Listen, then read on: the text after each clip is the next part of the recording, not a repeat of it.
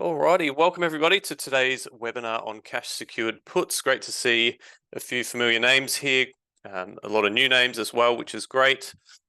So welcome everyone. We're going to get started. Today's session will be recorded and I'll email that out to everyone afterwards if there's any bits that you want to go over again. We've got a lot to cover. We'll be probably at least an hour. So hopefully you've made yourself comfortable and we'll get started. Just a quick reminder before we do start that everything discussed is for educational purposes only, is general in nature and does not take into account your personal circumstances. Okay, so the plan for today, I'm going to walk through how to find trade ideas and some of the tools that I use. So that's really important to have a good base when we're trading cash secured puts. We're going to talk about how to use money flow and moving averages, which are two of the main sort of things that I use on my charts. Try to keep it fairly simple. I think some people can overcomplicate things a little bit with all different indicators and things like that. I'll give you some tips on how to get good fills on your trades, and then we'll look at our strategy that we're discussing today, cash secured puts, and then turning that into the wheel. Some of you may have heard of the wheel strategy. We'll do a little bit of a tutorial on option delta as well. So getting into some of the Greeks, and then we'll look at some current examples in the markets. Feel free to drop any questions in the chat box as we go. Otherwise, let's get stuck into the content for today. So one of the first tools I'm going to walk you through is stock charts. I just use the free version. There's a few things that I use here. The first one is if you go to this candle glance section, you can get a really quick view of all the Dow stocks. So you can use these predefined groups and Dow stocks, and then I just sort that by RSI in ascending order. What that does, it gives me the most oversold stocks in the Dow up in this top left-hand corner. So this is one way that I find trade ideas, because these are Dow Jones stocks. These are the bluest of blue chips. Anytime we get a stock that's up in the top left here, deeply oversold, a lot of times it will bounce back because it's such a quality company. You can go back and look at historical data and you'll see plenty of examples of that. If I scroll through towards the top, we can see some of the most overbought ones. And we can see UNH was recently in the top left corner as recently as only a week and a half ago, and that had a nice bounce. JP Morgan as well, and McDonald's. These were all up in the top left-hand corner about a week ago, and they've all had a nice little bounce. So it does work quite well. And it's a really good way to just quickly look at all the Dow stocks. And then if I want to use, I'll look into this in a bit more detail. I'll go into the individual chart, and I can take a little bit more of a detailed look there. I have a couple of indicators, RSI on the top. I've got a 50, 21-day and a 200-day moving average. Then at the bottom, I've got this accumulation distribution indicator and the money flow index or indicator. RSI, pretty straightforward. Gives us overbought, oversold readings. We can also look for divergence. The bottom two kind of show us whether money's flowing into or out of the stock. So we can see here that Intel's declining and we're seeing a lot of distribution happening in the stock, a lot of negative money flow. So the stock's going down and money's really flowing out of the stock. So yes, it's overbought, but ideally what we want to see, and I haven't got any current examples, but basically, actually I think there's one, TLT maybe. What you want to see is a stock declining, and you want to see the accumulation distribution indicator holding steady or actually going up. Because if it's going up, that would indicate that the stock's going down, but money's actually flowing into the stock. In other words, people are buying the dip. So if we look at, say, TLT, we compare TLT, it's had a pretty bad decline here, but the accumulation distribution indicator has stayed fairly steady. So people are kind of buying the dip here a little bit. Whereas Intel, that money flow is really negative. It's all really flowing out of the stock. We'll have a look at Tesla as well. AD line's holding pretty steady here as well, and the money flow is not nearly as negative. I tend to put a lot more weight on the accumulation distribution indicator than the money flow indicator. There's some slight differences in how it's calculated. You can kind of look that up if you're interested. But basically I just look at this one as my main one. And we can see the opposite as well. If a stock's rallying, again, I haven't really got any current examples. Let's see something that's overbought. Let's have a look at Goldman Sachs. I'll see if I can find an example. Yeah, we can see here a little bit with Goldman Sachs. It's in a nice uptrend, but we've seen a little bit of distribution happening here through this period here. So, maybe just be a little bit wary of something like that if the stock's rallying, but it's not being supported by our secondary indicators. At the end of the day, the price action, this main part of the chart here, is what we would call a primary indicator. That's the most important thing. Things like RSI divergence, accumulation distribution is what's called a secondary indicator.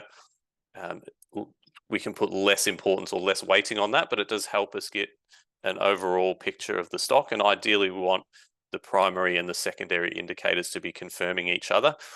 And when it's not, it can be just a reason to, maybe do a little bit more digging into the idea that you've got. So that's pretty simple setup with the charts. I also will have another candle glance where you can look at up to 12 stocks in one go. So you can see here we've got some tech stocks and some popular names for trading options. Again, we can just take a really quick look at 12 different stocks at a time, and then we can drill into any that we're interested in a bit more detail. I'll just post this link in the chat as well, so you can grab that, and I'll email that out as well. So that's the first one. Again, that's not a paid product. I'm just on a free version here. Pretty simple.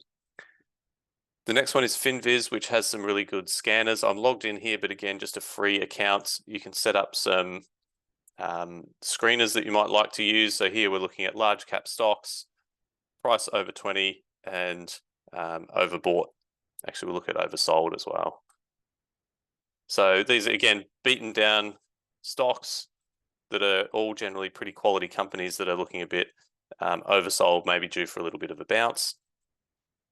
I've got another one here where we've got looking for stocks that are only above the 50 and the 200-day moving averages. So again, quite strong stocks.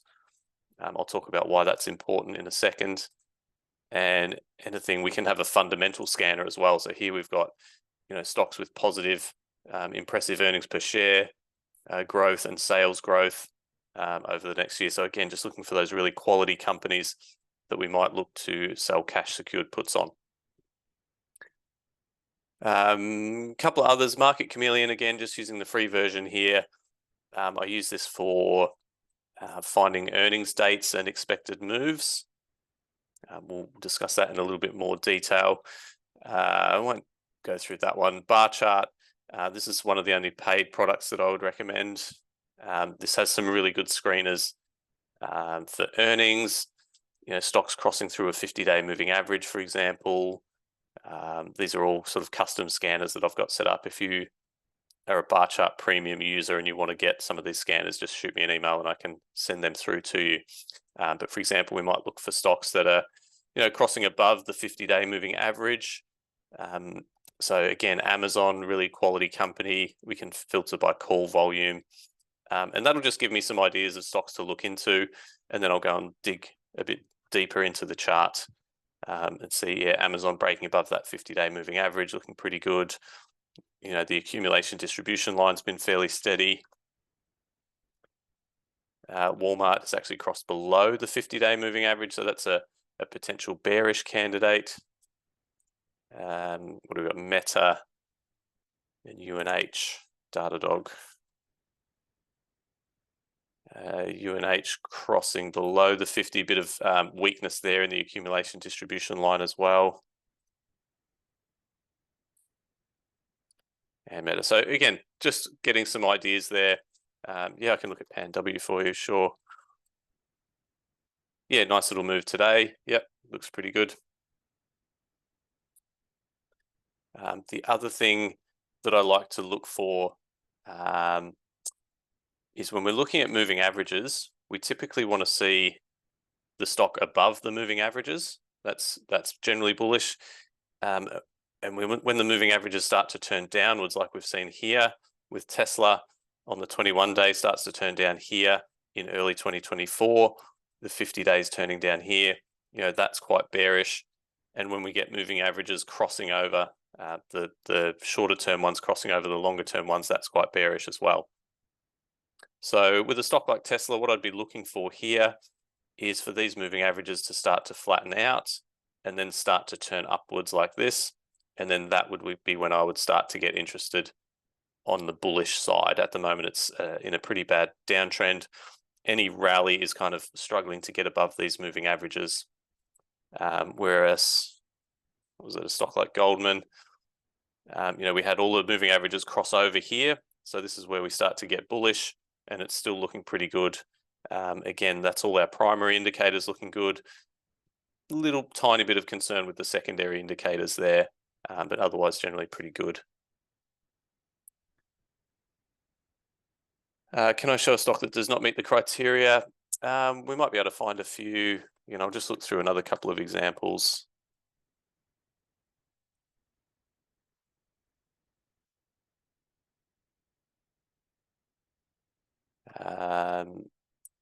Yeah, not seeing any major ones here, but we'll go through some more examples as we go.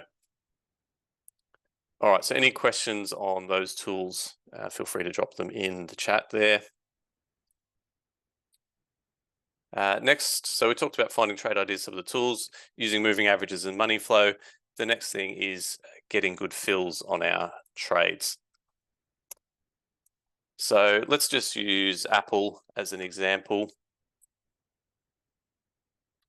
If we were going to sell a put on Apple, come in here. This is just within my broker platform, Interactive Brokers. Some of you may use this broker, some of you may use different ones. But the process is generally going to be pretty similar. So here we're looking at the May $1,765 put, more or less at the money. We've got our bid price, our ask price, and the midpoint.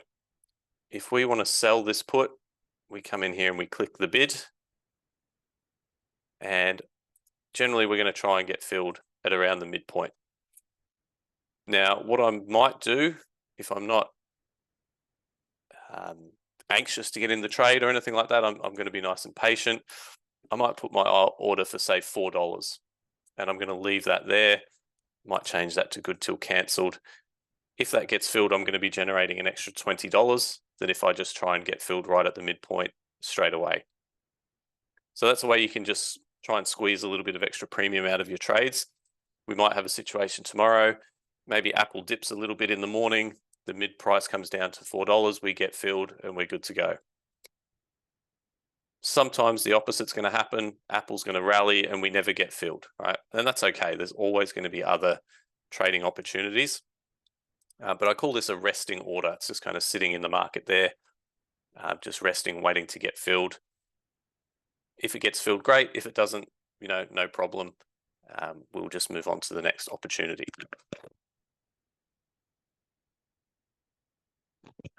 The other thing you want to do when you're doing cash secured puts is just stick to quality blue chip names generally, but mainly stocks with good option volume.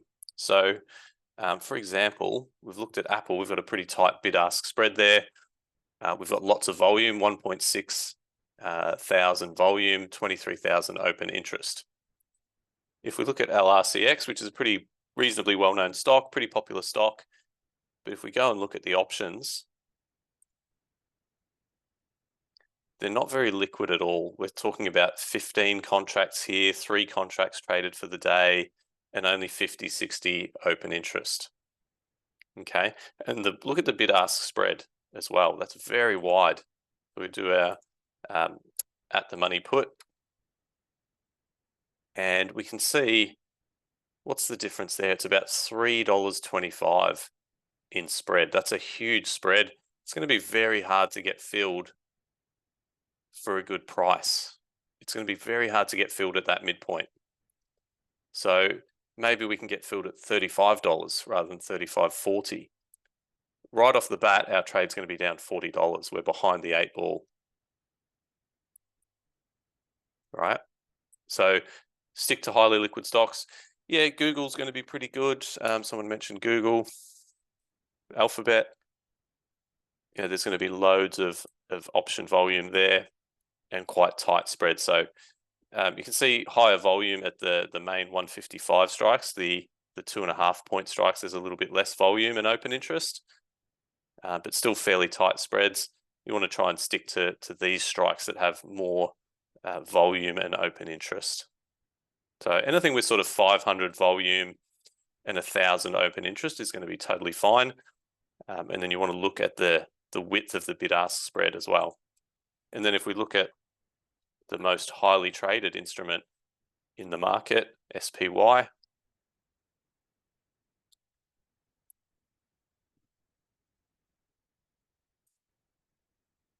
we'll compare apples to apples using May.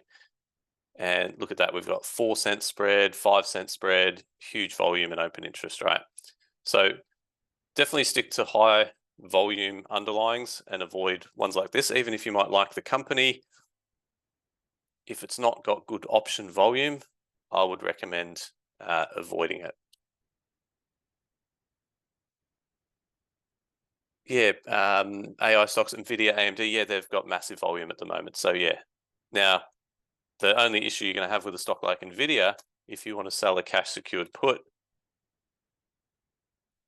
it's going to require a lot of capital, right? And I'll show you a couple of ways we can reduce those capital requirements.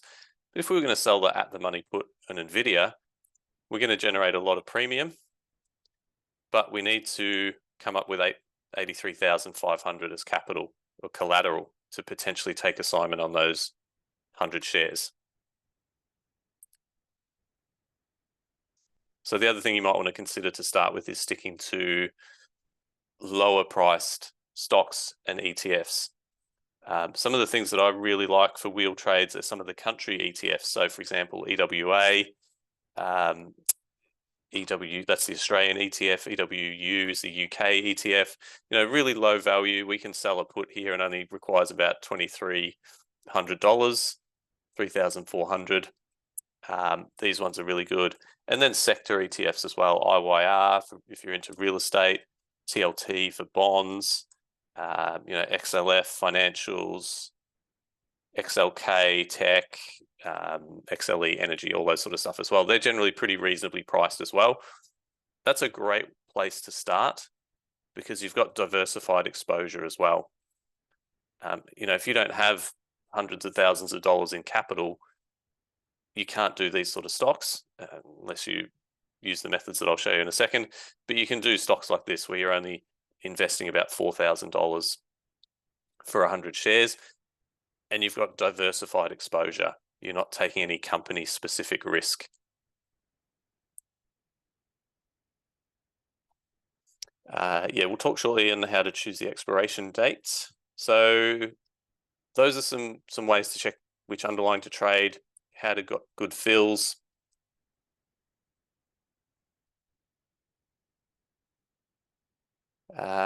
Question here about why people play options with more spreads. It's difficult to get filled or get out of the stop loss.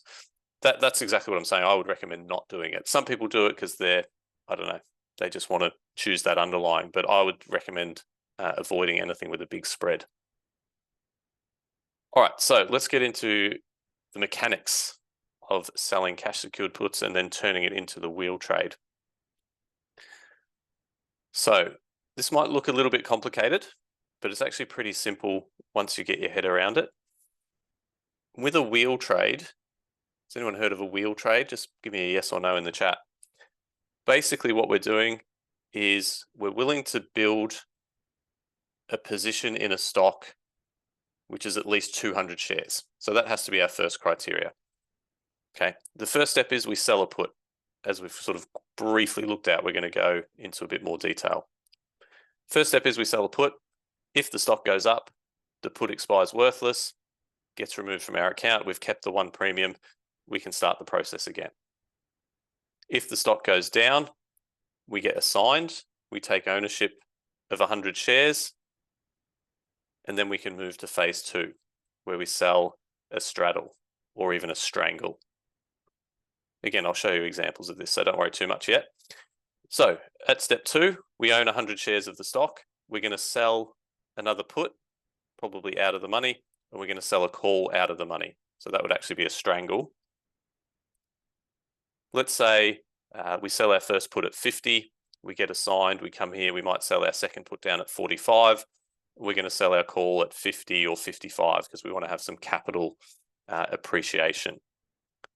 If the stock goes up through 55, we've made a profit on our shares, our stock gets called away, and we've also collected 3 lots of option premium. So we've done quite well on the trade. If the stock goes down below 45, we get assigned again on another 100 shares.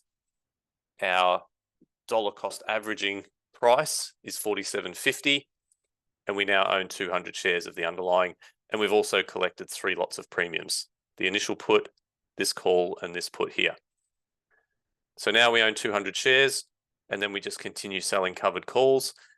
And we want to make sure that covered call that we're selling, we want to make sure the strike price is above 47.50, which was our average cost. So we don't want to sell the calls below 47.50 because otherwise we'd be selling our shares at a loss.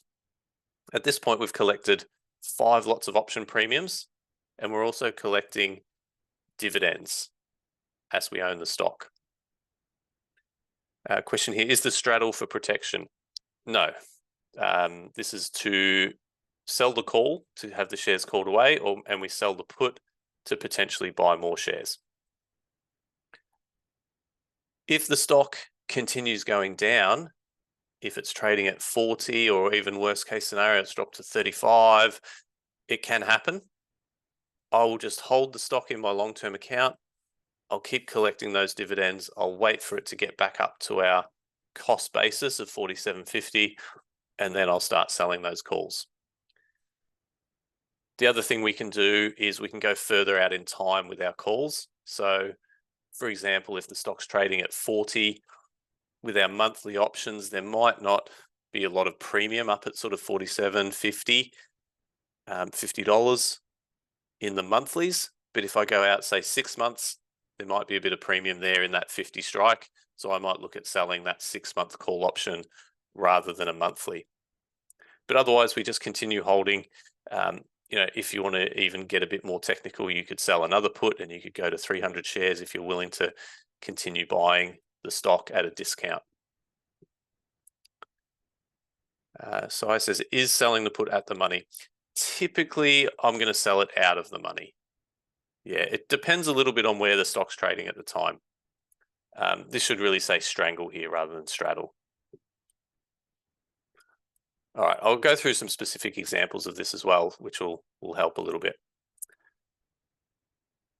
Now, a quick rookie mistake for you is getting sucked in by high volatility stocks.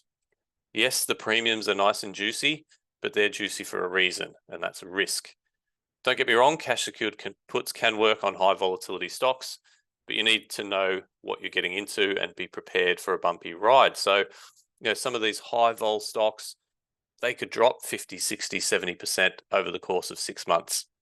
Whereas a blue chip stock, something like Apple that has a fairly low beta, might drop 20, maybe even 30%, but it's probably not going to drop 70, 80%, right? So stick to quality companies and ETFs, right?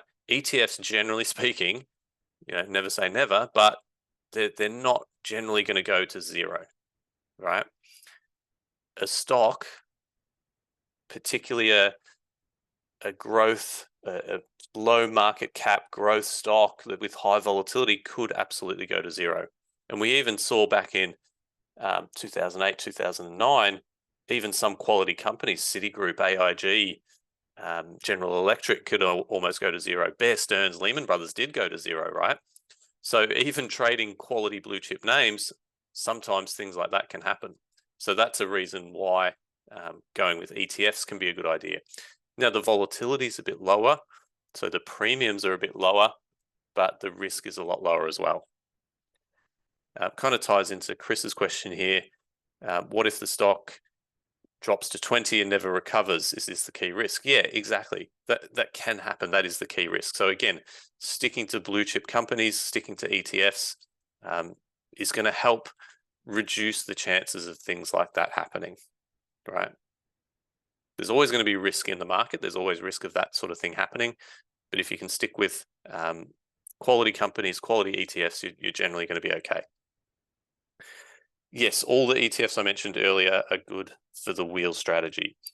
Some of them, the volume is a little bit light on the options, so that getting a fill can be a little bit harder. But you know, I really like EWA being an Australian ETF.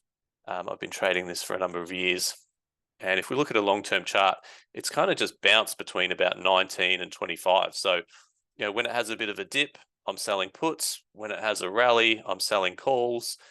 All the while I'm owning the underlying stock, I'm collecting the dividends, and I'm just generating option premiums around that core position, right? Now, the other question that always comes up here is, you know, what if the stock blows through the upper call price, but I don't want to sell the stock? And that's a valid point as well, right? If I've made a big gain on the stock and my stocks get called away, I'm potentially going to have some tax consequences, right, in the form of capital gains tax. So a lot of times what I'll do is, before the stock gets called away, I'll buy back the short call that's gone in the money, and I'll make sure I hold on to my stocks. Now, generally, if the stock's had a big rally, we might be buying that call back at a little bit of a loss. And that's okay, because we've made money on the stock. Buying that call at a loss can potentially help reduce my tax bill as well, right? Because we're locking in a loss. Question here, how to choose how much money per ETF for wheeling. Really depends on how much capital you've got. You want to make sure you've got enough to buy 200 shares of the underlying, and that having 200 shares is not going to be too much of your account. So you don't want to put all your eggs in one basket. Yes, the recording will be sent out. Would I roll the call into a new call? Yeah, so what I would do, you know, let's say I've sold a call at 23. This is in the money. You know, I might buy back the 23 call for May expiration, let's say, and I might sell a $25 call for June or July expiration. Yeah.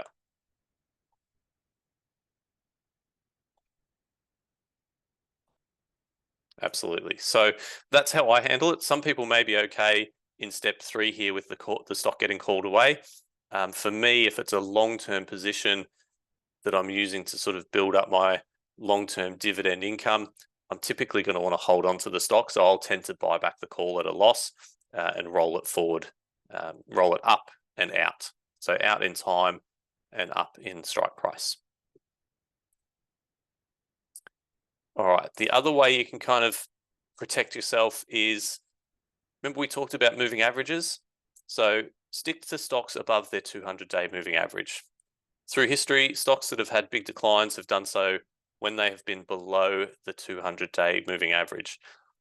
A lot of fund managers have a rule where they're prohibited from owning stocks that are below a 200-day moving average, right?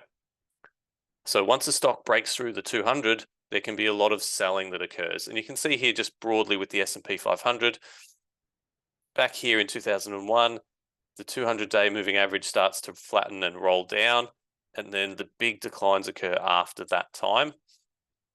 Same here, we start to roll over, late 07, early 08, 200-day starts to turn downwards, and then the big declines occurred well after that happened. So try and stick to stocks above their key moving averages. Chuck says, do you use delta as a guide for the short put strike? If so, what delta is ideal? Yes, we're going to take a look at that shortly. We're going to look at some live examples. Let me just go back to my agenda. Make sure I haven't missed anything. Yeah, so we're going to look at delta and some live examples now. All right, now this is a piece of software within Interactive Brokers called Risk Navigator. I really like it. Obviously, if you don't have Interactive Brokers, you might not have this. Some other brokers will have something similar. Think or Swim, I think, has the Analyze tab. Some of the others will have stuff as well. You can always use a free website called Option Strat as well. All right, so let's use our Apple example again, and we'll talk about how to choose the strike price and how to choose the expiration date. So what we're going to do first is we're going to compare a couple of examples. We're going to use the May expiration. We're going to look at the at-the-money put, and we're going to use a 15 delta put. Actually, we'll use a 25 delta and a 15 delta. We're going to compare all three. So if I sell one of those contracts, let me change that.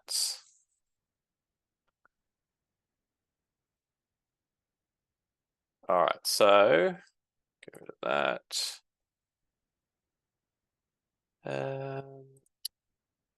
There we go. Okay, so what we're looking at here is our what's called a payoff diagram or payoff graph. The blue line is the profit or loss at expiration. The purple line is what's called a T+0 line. Basically, that just means trade date plus 0 days, or what does the trade look like as of today. As we move closer to expiration, this purple line is going to move up towards the blue line. So if we look at how the trade looks in a couple of weeks' time, maybe a week before expiration, you can see everything's moved closer to that blue line. Basically, that's indicating that if the stock stays exactly where it is, by May 10th, we're going to be up about $200 or so, right? But as of today, we're flat on the trade. Okay, our break-even price down here is equal to the strike price minus the premium that we received. So 165 minus roughly 380. What's that? 161.20 is our break-even price. If it expires worthless, we make the profit of $380. We move on to, well, we go back to step one. And we sell another put if we're happy with that company still. Do I ever buy puts with stocks trading below the 200-day moving average? I'll do different option trades. Yeah, I'll do bearish option trades as well. So when you start building out an options portfolio, you don't necessarily want to have all wheel trades because they're all bullish trades. They're all going to do well if the market goes up, but they're all generally going to lose if the market goes down. So I'll have a portfolio, I'll have some wheel trades, I'll have some neutral trades like iron condors, and I'll have some bearish trades like bear call spreads and things like that.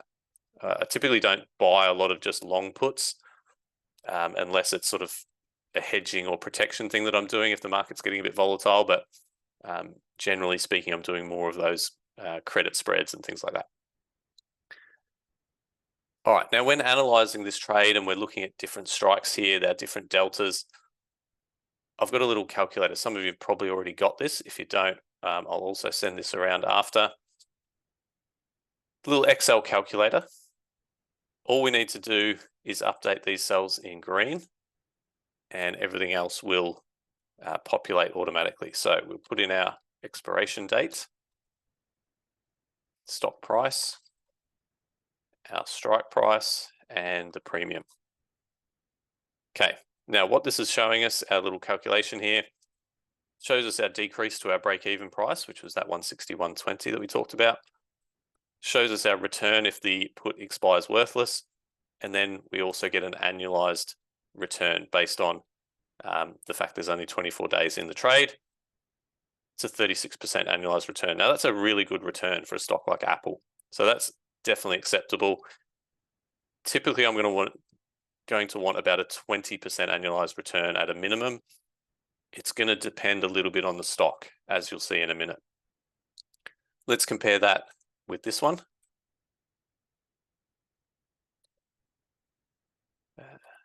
Stock price, strike price, option price. So now we've got a bigger margin for error on the downside and a slightly lower annualized return.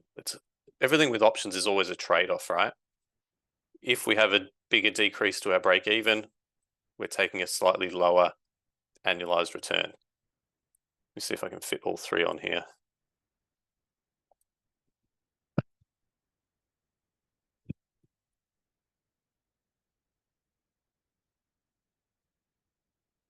And here we've got a much higher decrease to break even, but a lower annualized return. Now that's still a pretty decent annualized return, 11%, right? It's better than cash in the bank. But for me, I would personally probably go for this middle one. Nice middle ground, decent break even, and a decent annualized return. Some people may prefer this one with the higher annualized return. Some people may prefer this one. It's all personal preference, but I'll kind of analyze each one and kind of find something that I'm interested in. Now, the next thing we'll compare is the different expiration dates. So let's do, we'll try and keep the comparisons similar. So we're going to use a weekly option. We're going to use the 160 strike, and then we're going to do a really long-term trade.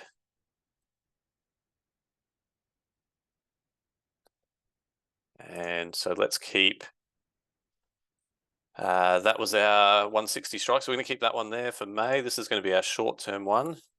Our weekly trade generates 130. So here, decent break even, really nice annualized return. Notice how we're using the same strike price, but our annualized return is quite a bit higher because we're getting our premium in less days to expiration. Has anyone ever seen that that time decay graph that sort of indicates that time decay gets faster as you get towards expiration? That's kind of what's happening here. We might be able to see that in our theta numbers. Where's our theta? So here, this is generating $9 a day in time decay. This one's generating $14 a day in time decay. See the difference in our theta? And then if we look at our longer term one, it's only generating $2 a day in time decay. And we'll pop that last one in here.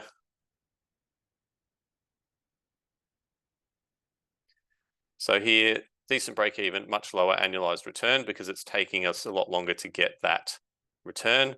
The time decay is a lot slower. Yeah, Chuck, that's a really good question. He says, on the weekly example, is there a risk of gamma? Confused on this. Yes, so the gamma is high. That's the trade-off. Again, there's always a trade-off. High theta generally means high gamma, which is high price risk. So let's compare our two extreme examples. Right. There's our May 3rd example. Let's say Apple drops to 160. We're going to lose about $250, okay?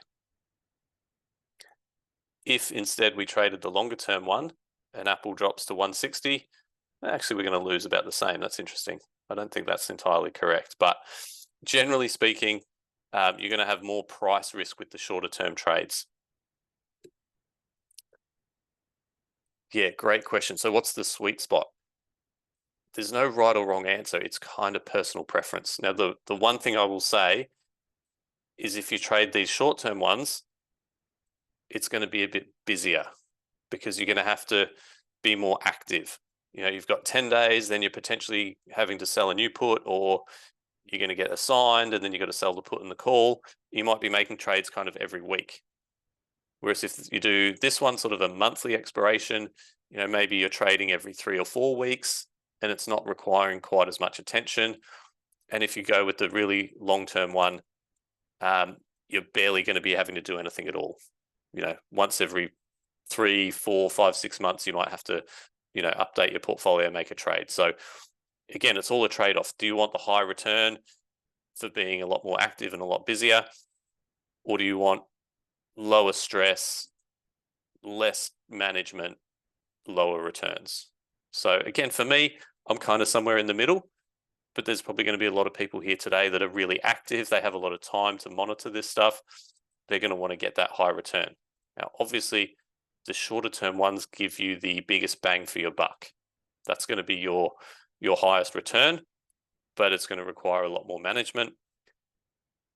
The long-term extreme example is going to require very little active management, but as the trade-off, you're going to get a lower return. Again, for me, sweet spot's kind of in the middle, about that monthly, 30, 45 days, pretty good for me. So let's Let's keep this one. It's kind of the one that I ended up on just for me personally. Next thing we're going to compare is a blue chip stock like Apple versus a high volatility growth stock, high beta stock like Marathon. Let's try and keep it consistent. So 26 delta monthly option. We'll use that one, 17.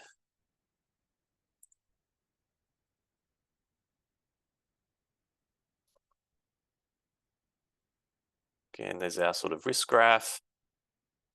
So that was our Apple one that we're going to stick with. Let's pop Marathon in here.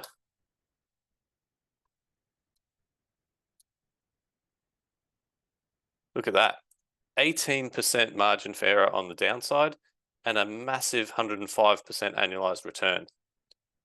We're generating not much less premium with only 1/10 of the capital. And that's why people get attracted to this sort of thing, right? They see these big numbers. And that's fine. You can make really good returns. But with this stock, you've got the risk of it dropping 50% in a week or a month, right? Whereas with Apple, that's generally not going to happen. So I'm not saying this one's better than this one or this one's better than this one. It's just whatever fits your preference and your risk tolerance. So that gets us to a little bit of a discussion on volatility. You see here, implied vol 26% for Apple, 115% for Marathon. This 26%, as a rough sort of guide, it's roughly saying that Apple might move 26% in a year. This one could move 100, 115% in a year, right? Much more volatile, much riskier, therefore higher returns. What implied volatility is good? There's no real right or wrong answer. It's more about the underlying stock. And it depends on personal preference as well, again. So for me, I'm going to prefer something like Apple. Other people might be more risk tolerant, happy with the high flying stuff, and they may prefer Mara, right?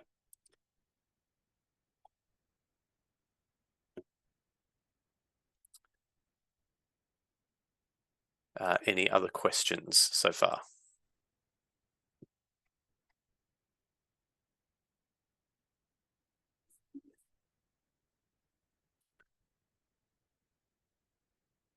All right, the other thing I want to show you, when it comes to volatility, we can actually, if we find a company that's blue chip and we really like, we can actually use earnings to our advantage. Again, it's a little bit of a trade-off because there's going to be that risk. Let's try and find a good example. Let's look at something that's got earnings next week.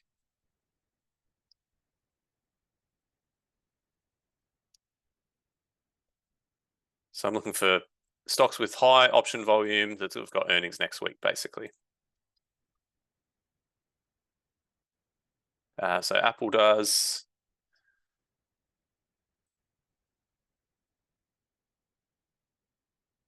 AMD, there's another good example. All right, so let's look at another example. AMD. Keep an eye on this implied volatility column when it fills in. So the short-term options generally have high volatility if there's only 1 or 2 days left. So we'll use the 150 strike, or yeah, that's a good strike. 52%. If we go out to the following week, 69%. There's a big jump in implied volatility. Can anyone tell me why that is?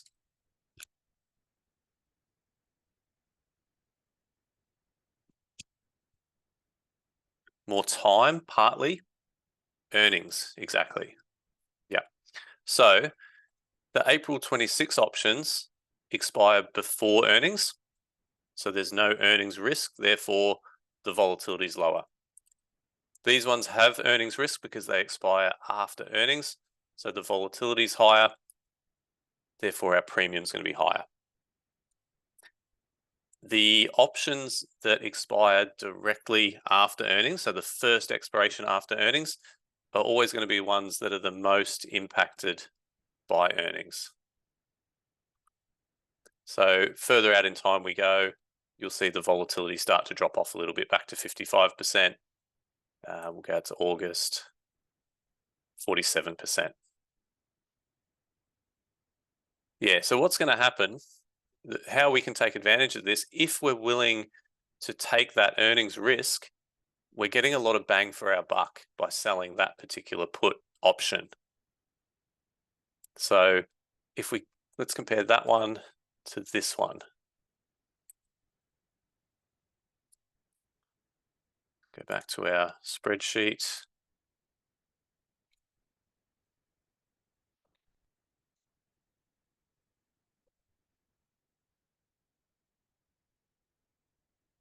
May 17.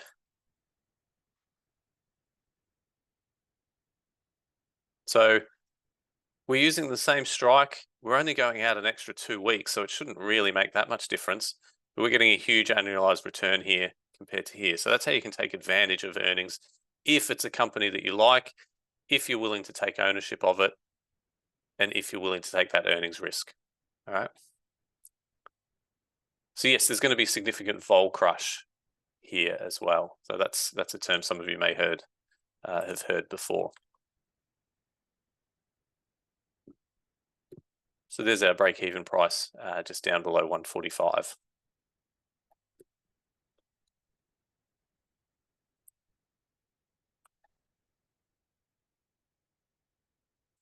Any questions on that?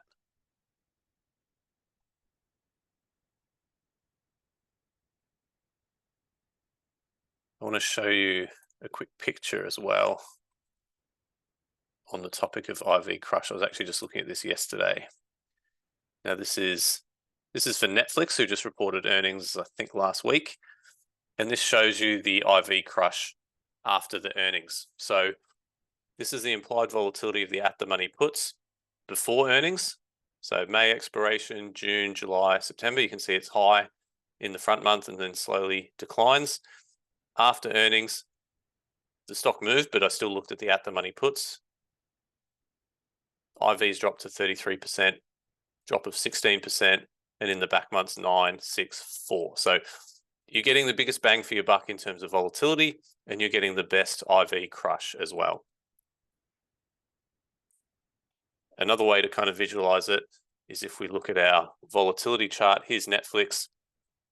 The gray shaded area is the stock price on the left axis. The white line is the implied volatility on the right axis. We can see a pretty common theme where implied volatility rises into earnings, and then we get the big IV crush. Rises into earnings, IV crush. Rises into earnings, IV crush. So we can get a lot of bang for our buck if we're selling puts before earnings when implied volatility is nice and high. Now, obviously, the main factor is the stock price. And if the stock price really crashes, we're going to lose money, even though the IV crush occurs, right? But again, if it's a company that we like, we're happy to take the earnings risk. We're getting a lot of bang for our buck. Ritu says, how far in advance do cash secured put prior to earnings? Again, depends. You know, you might want to do a week before, 2 weeks before, even the day before. You're going to get huge volatility. Let me just see if I can show you something here. We'll use Netflix.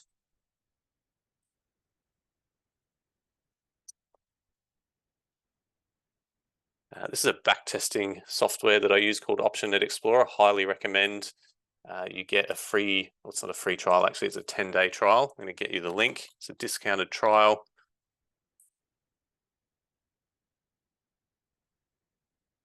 I'm going to drop this link in the chat. I think it's 10 days for 10 British pounds. Very, very good software. Highly recommend. There's the link there.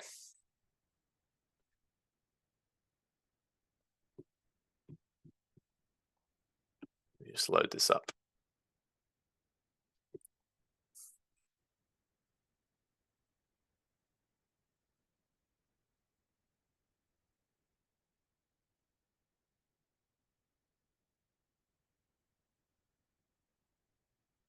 All right, so bring this over.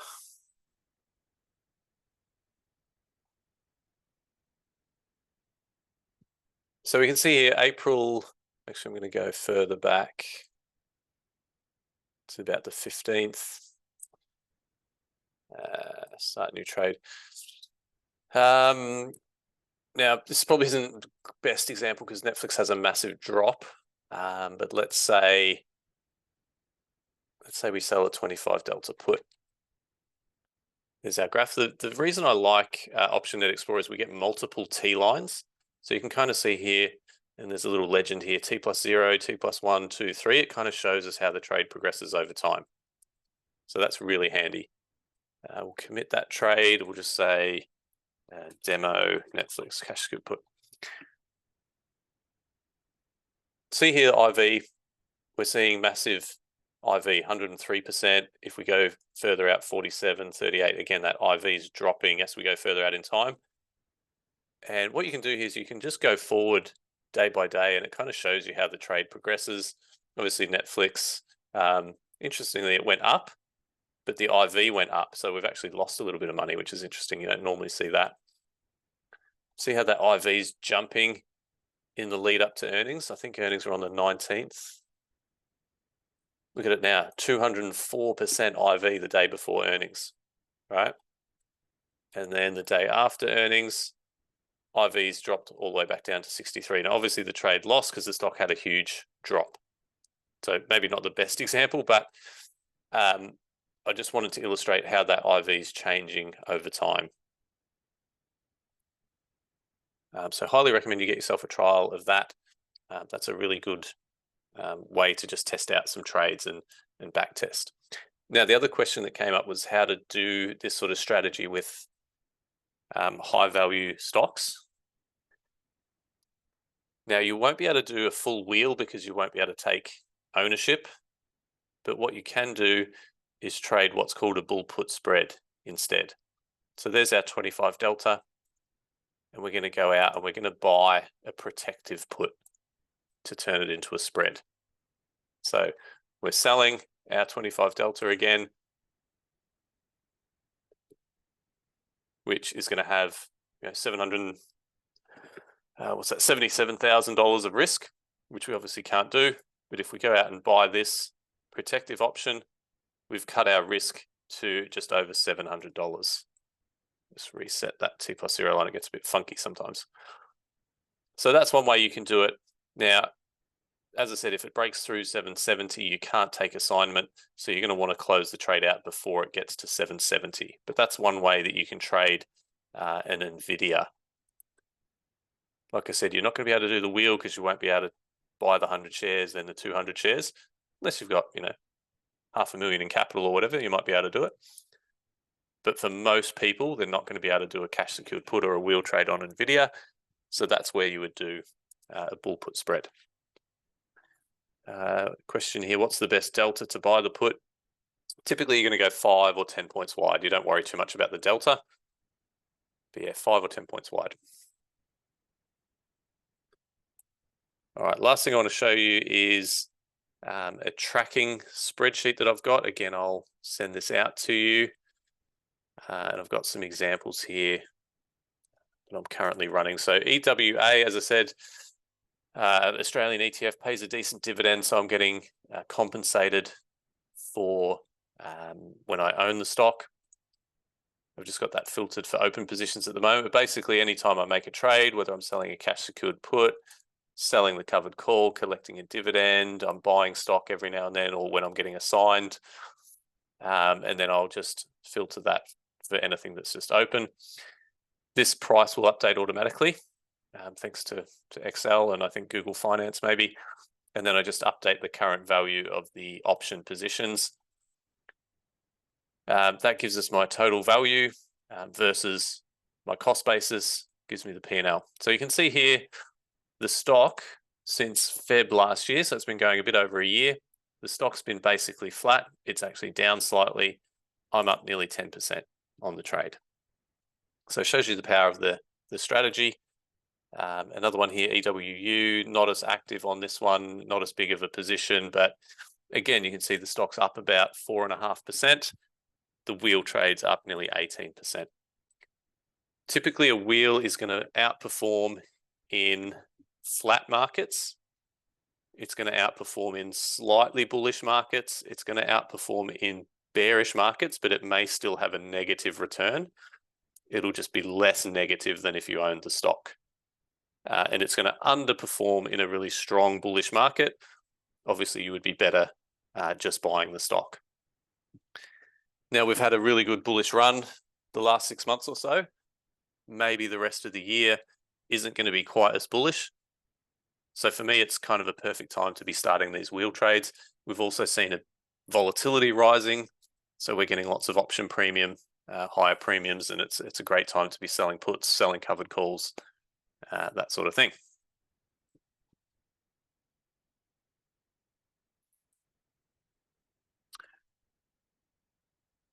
Alrighty, any questions? That was everything I wanted to cover for today. Is there a cheaper SPY that we can use for the wheel trade? Not that I know of. The other thing is you can do with index options, they're cash settled, so SPX, RUT, NDX, so you obviously wouldn't want to use those. Cash settled rather than stock settled. But yeah, not sure about a cheaper alternative for SPY. There's probably something. But I would maybe go with the sector ETFs, would be a good one. How often do I do these webinars? Every couple of months? Good question here. Would I ever do a wheel with margin? Personally, no. But that's me. Thanks, Scott. SPLG is 1/10 of the SPY, but 30-day options only. Okay, cool. Thanks, Scott. I knew there was something, I just couldn't remember. Can I advise how to set up stop loss on cash secured puts? What are the good rules of thumb? It's a tough one, right? I typically don't use them on any ETFs, like an ETF like EWA, EWU. If it declines, I'm just going to keep buying it, right? But if you're doing stocks, you're doing some of these risky ones, like Marathon Digital, maybe you want to set a stop loss if the stock drops 15%, something like that, just to avoid, disaster. Thanks, everyone. Thanks, Scott. Thanks, Nicholas. Yes, the recording will be available. Chuck says, do I prefer credit spreads for monthly income, and what delta credit spreads? So what I'll do is I'll split my capital 50-50. Some of it's going to be long-term investing capital where I'm doing these wheel trades. And like I said, typically not getting rid of the stock. I'll buy the calls back at a loss if I need to keep on hold of the stock and collect the dividends. And then the other half I'll use for trading strategies like credit spreads and condors. So that's kind of how I do things. Thanks, Robert. Thanks, Mark. Thanks, Shah. Thanks, Gotham. What was the index symbol? We said SPX, RUT, NDX, and then there was another one, SPLG, was the 1/10 of the SPY. Thanks, Shelley. Great to see you here. Thanks, Tim. Thanks, Bill. Thanks, David. Thanks, Dustin. What delta on credit spreads? I'm usually about a 15 delta for the short put. Thanks, Stephen. XSP as well, yeah. That may be an index. That may be cash settled, possibly. Thanks, Dale. Thanks, Ashok. Thanks, Eddie. All right, if you've got any questions that you think about afterwards, feel free to shoot me an email. Happy to help. Otherwise, hope you enjoyed the session. Thanks for all the feedback. Ryan says, what delta for the covered call? I'm not so much looking at a delta. I'm more looking at making sure the call strike is above my average cost. Thanks, Svetlin. Cool. All right. Take care, everyone. I'll get the replay and some of those resources out to you. Otherwise, have a great day. If you're in Australia, great evening. If you're in the US. And I'll talk to you again soon.